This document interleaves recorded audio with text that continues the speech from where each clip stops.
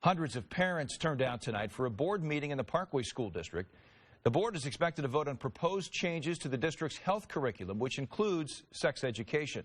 News 4's Courtney Bryant is live in Chesterfield, where a vote could come at any minute. Courtney?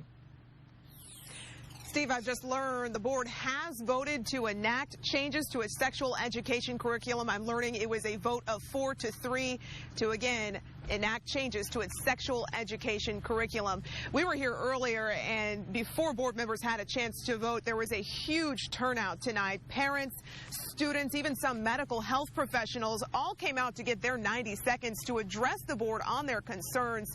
Changes will include teaching students gender identity, LGBT issues, and issues of sexual consent.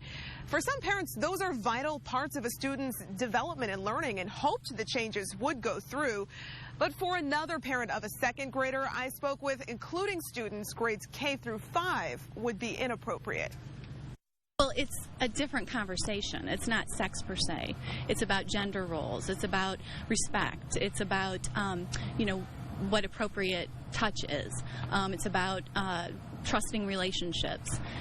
So everything is age appropriate. I feel a little uncomfortable. I would rather, with my wife, sit down and explain that to them instead of the school system doing that.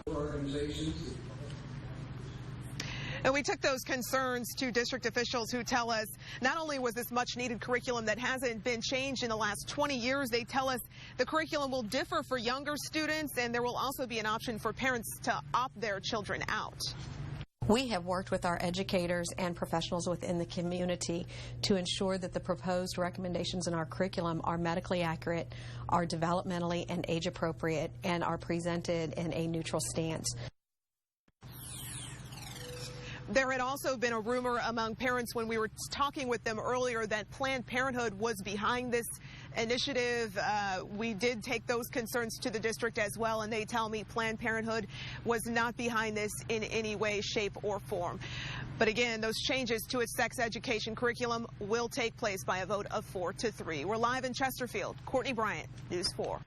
Tonight, University City is asking a judge to shut down a controversial establishment. Social House, a nearly topless bar, opened over the weekend, but the city says it didn't have the proper permits.